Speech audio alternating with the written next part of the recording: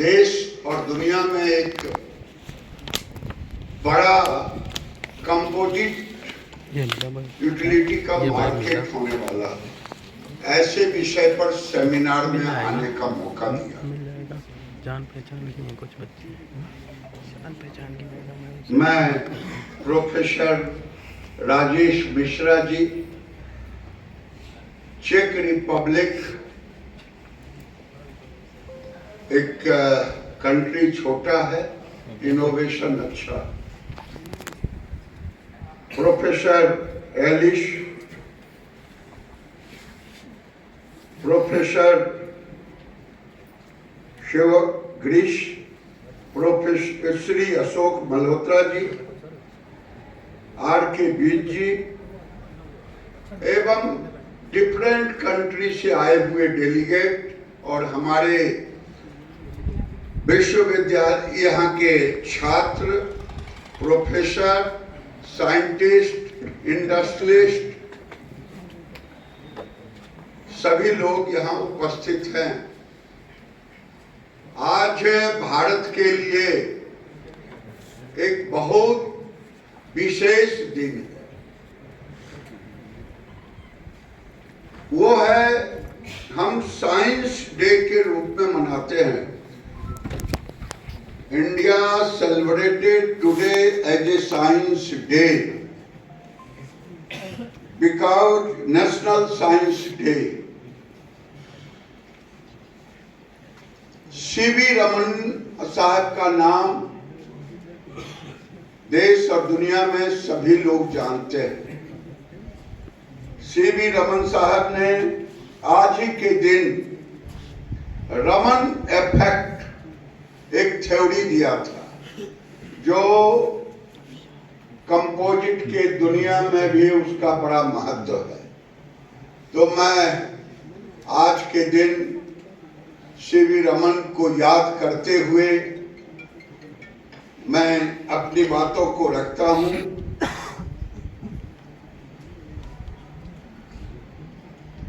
ये एक सेमिनार नहीं, बल्कि आने वाले दिन में पूरी दुनिया आज ज्योग्राफिकल बहुत बड़ा एरिया है, लेकिन टेक्निकल एक मुट्ठी में पूरी दुनिया है। और भारत में जब मैं देखता हूं तो नरेंद्र मोदी को याद किए बगैर हम भारत को, भारत के इतिहास को, भारत के वर्तमान को और भारत के भविष्य को हम नहीं सही ढंग से कह पाएंगे। मैं आज के दिन बिरला साहब को भी याद करना चाहूंगा। उन्होंने ये इंस्टीट्यूट पहले तो केवल केमिस्ट्री और टेक्सटाइल में अंडर ग्रेजुएट था, लेकिन धीरे धीरे टेक्नोलॉजी और केमिस्ट्री से बढ़ के आज कंपोजिट के दुनिया में, और जो मैंने बाहर देखा छात्रों के बीच या उनके टीचर भी थे, मुझे बहुत खुशी हुई। कंपोजिट में जिस तरह से हर सेक्टर में काम कर रहे हैं, मैं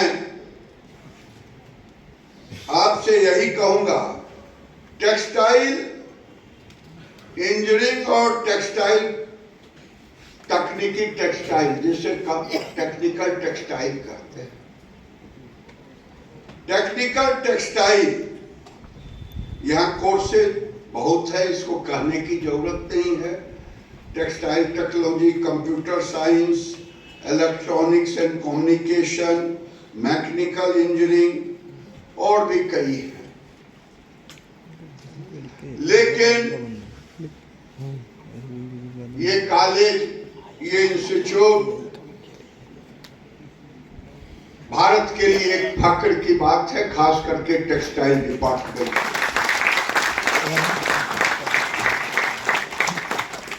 जो हमारे भी मिशन डायरेक्टर इसी इंस्टीट्यूट के अलमुना है, अशोक मल्होत्रा।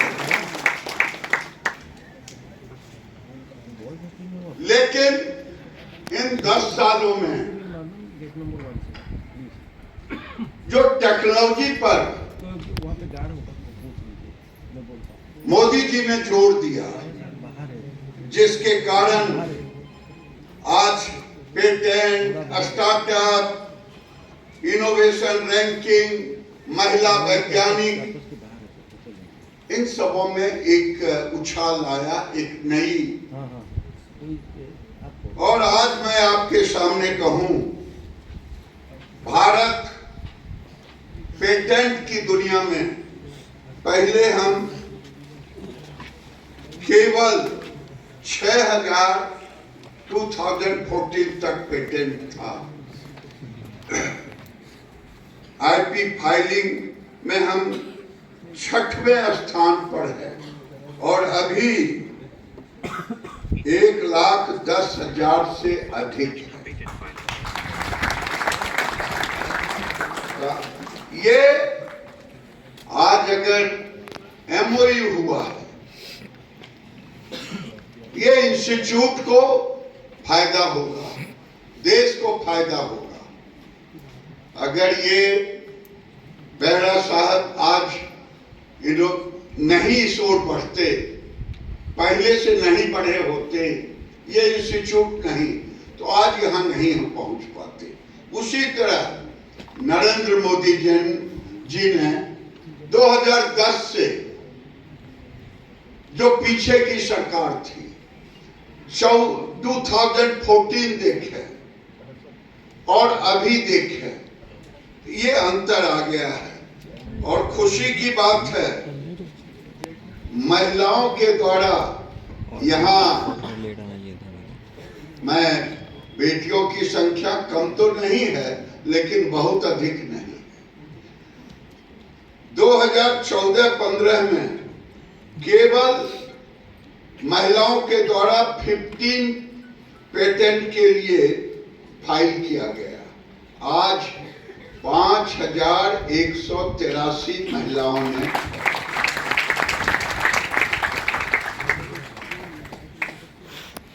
और अगर आप देखेंगे भारत इंडिया इनोवेशन के इंडेक्स में, भारत आज दुनिया में एक उभरता हुआ देश के रूप में आ रहा है। पहले हम 2013-14 में 66 रैंक पर थे, लेकिन हम थोड़ा ऊपर आए हैं, 38 पर आए।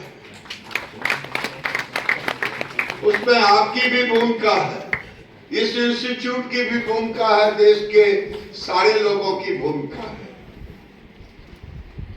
ईज ऑफ डूइंग बिजनेस में देखेंगे, 2014 में हम 142 रैंक पर थे। 2025 रैंक विल बी अप 39।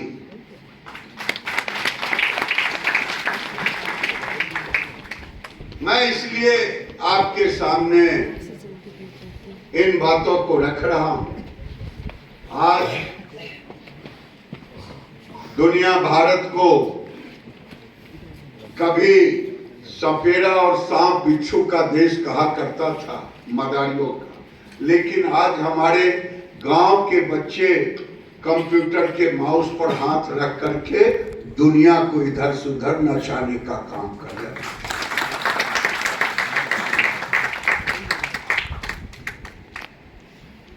सबसे एक मजेदार बात आपके सामने रखूंगा। स्टार्टअप का जो इकोसिस्टम था हमारे देश में, पहले लोगों के दिलो दिमाग पर, स्टूडेंट के दिमाग पर उतना प्रेशर नहीं डालता था मुझे ये करना है। 14-15 में केवल 350 startup in India, but today 2.5 lakh. मैं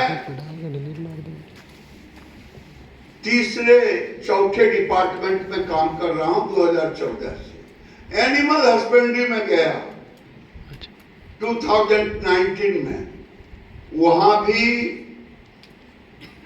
सरकार प्रधानमंत्री के इंस्पिरेशन से हमने उसमें भी स्टार्टअप रखा। आप कहेंगे वहां क्या, वहां भी टेक्नोलॉजी की जरूरत है। टेक्नोलॉजी के बगैर आज हर चीज अधूरा है। मैं आपसे एक बात कहूंगा, आज टेक्नोलॉजी के कारण कोई सेक्टर नहीं कि जहां टेक्नोलॉजी की जरूरत नहीं है। आज एआई समिट हुआ, पता नहीं यहां से कोई गए या नहीं गए मुझे नहीं मालूम, लेकिन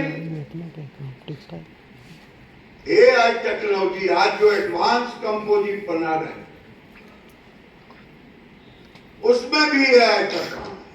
जो रिसर्चर कई साल लग जाएंगे डेटा कलेक्ट करने में, इतने परसेंटेज, जितने ये एआई के मदद से परफेक्शन, और दुनिया में जो डेटा, एआई कोई रिसर्च करता नहीं। जो आपने रिसर्च किया है, जिस डेटा को, रेफरेंस को आप खोजते महीनों लग जाएगा कलेक्ट करने में, वो मिनट में कर देता। मैंने आज अभी बैठे बैठे मैं अशोक जी से कहा, अशोक जी ग्लास फाइबर का कितना प्रोडक्शन, तुरंत निकाल के दे दिया कि दुनिया से हम कितना लेते और हमारा कितना है। ये एआई एप्लीकेशन टूल जो भी नाम दे दें, आज एआई कोई ऐसा सेक्टर नहीं है, एग्रीकल्चर हो, टेक्सटाइल हो, टेक्सटाइल को तो छोड़ दे, टेक्सटाइल में टेक्निकल टेक्सटाइल, हैंडलूम में हमारे लोगों ने आईआईएसटी के लोगों ने जकार्ड लगाया, जकार्ड के बाद एआई दिया। अब थोड़ा सा परफेक्शन में होता, तुरंत वो वहां रोक देता, सिग्नल दे देता। जब हैंडलूम में एआई की जरूरत है तो मैं समझता हूं टेक्सटाइल का कोई ऐसा क्षेत्र नहीं होगा जहां इसकी जरूरत नहीं पड़ेगी। क्वालिटी कंट्रोल में भी एआई की जरूरत है। और दुनिया, ये चौथा दुनिया का एआई समिट था, और इस साल जो भारत डिग्नेटरी आए थे, सबसे अधिक दुनिया के कंट्री हेड आए थे। इससे साफ जाहिर होता है कि टेक्नोलॉजी इसके अच्छे प्रभाव भी है, इसके बुरे प्रभाव भी। इसके अच्छे प्रभाव का हमें आदत डालनी चाहिए, चाहे रियल टाइम मॉनिटरिंग का हो, क्वालिटी कंट्रोल का हो, डिफेक्ट का कम हो, सस्टेनेबिलिटी का हो। ये आज नरेंद्र मोदी जी एक टेक्नोलॉजी के सबसे बड़े, आज तो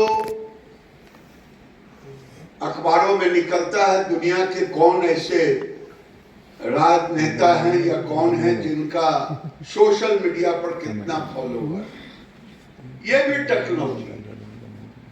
अब आने वाले दिन में टेक्नोलॉजी की लड़ाई होगी। मैंने पहले भी कहा कि आज कंपोजिट का मार्केट दुनिया में $150 से $200 बिलियन का, $150 to $200। बट ये आने वाले दिन में मुझे तो कुछ अंदाज नहीं है। भारत जैसे देश में तो इतना ज्यादा स्कोप है कि अभी बेहरा साहब कह रहे थे कि प्रति व्यक्ति हमारा खपत आधा किलो है, कोई कहता 300 ग्राम है, और दुनिया के बड़े बड़े देश, एडवांस देश 11 किलो प्रति व्यक्ति, 10 किलो प्रति व्यक्ति कंज्यूम कर रहे हैं। ये भी बोलेंगे और वो भी देखना पड़ेगा। मैं इधर 4-5 दिनों से अशोक जी से कह रहा था, भाई देखो कुछ कंपोजिट में इन्होंने IIT खड़गपुर को के साथ जुड़े हुए। मैंने कहा CNG सिलेंडर, मेरे दिमाग में कार्बन फाइबर के हाइड्रोजन सिलेंडर तो बना करके मुझे दे दिया IIT मुंबई ने, लेकिन उसका कॉस्टिंग अभी हमारे यहाँ कार्बन फाइबर बन नहीं रहा है, प्रयास में लगे हैं। टोरे से बातचीत हुई है, टोरे आने को तैयार हुए हैं। वैसे हम अपना काम भी कर रहे हैं। जो मैं ये कह सकता हूं 26 के अंत या 27 में भले हमारा परफेक्शन 900 का ना हो, लेकिन हम एक लेवल तक हमारा भी हो जाएगा। बिट्रा का यहाँ लगा हुआ है, बिट्रा और NAL और कई इंस्टीट्यूट को हमने कार्बन फाइबर के लिए भी दिया है।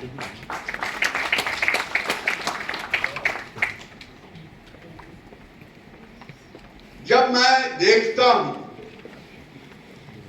तो जो मैं आपसे कह रहा था अपने कॉलेज से कौन आया कि हाइड्रोजन आने वाले दिन में भारत के लिए एनर्जी में ग्रीन हाइड्रोजन पर हम मोदी जी काम कर रहे हैं। सही है, ये भी नहीं जाएंगे, देख लेना। और एक इंडस्ट्री ने तो ओपन किया है $1 1 kg 1 लीटर $1। वो काम कर रहा है, वो एनर्जी पे काम कर रहा है, रिन्यूएबल एनर्जी पे काम कर रहा है, बैटरी रिसोर्सेज पे काम कर रहा है, पावर को रखने का। और कई लोग बैटरी से कम खर्चे पर हाइड्रो पावर को यूज कर रहे हैं। तो ये कई ऐसी चीजें हैं जो हम भारत काम कर रहा है। लेकिन ये कंपोजिट आज का जो दिन है, ये भारत के सुनहरे भविष्य का दिन है।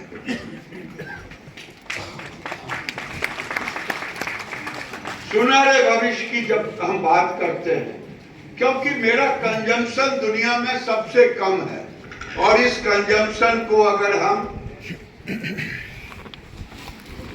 हमारा तो मानना है कि कम से कम अभी 12-13% का ग्रोथ है जो स्टैटिक्स है। और ये आने वाले दिन में मैं आज इस डैश के माध्यम से मैं उद्यमियों को कहूंगा, उद्योगपतियों से कहूंगा, इंडस्ट्री से कहूंगा, एंटरप्रेन्योर से कहूंगा कि कंपोजिट ही भविष्य है। और कंपोजिट में भारत किसी से पीछे नहीं रहने वाला।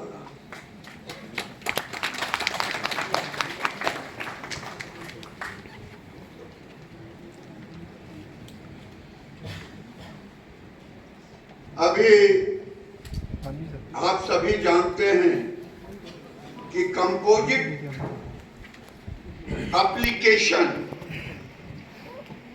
स्पेसिफिक एरिया में बिल्डिंग, रोड, ये सब तो है, लेकिन एरोस्पेस सबसे बड़ा, विंड एनर्जी में और भी कई चीजों में जहां पर जिंदगी के जहां भी मैं हाथ नजर डालता हूं लगता है ये कंपोजिट से रिप्लेस करेगा तो बेटर होगा। ये जीवन में उपयोग आने वाले, केवल कॉस्ट कैसे कम हो, बेटर कैसे इसका हो सके। मैं आपको जरूर मैं कहूंगा कि भारत अभी जरूर दुनिया से थोड़ा पीछे है, लेकिन हम पीछे जरूर होते हैं। जब जागते हैं तो हम फिर इतना आगे जाते हैं कोई हमारा पीछा नहीं पकड़ पाता। मैं एक एग्जाम्पल आपके सामने दे रहा हूं। टेक्निकल टेक्सटाइल में एक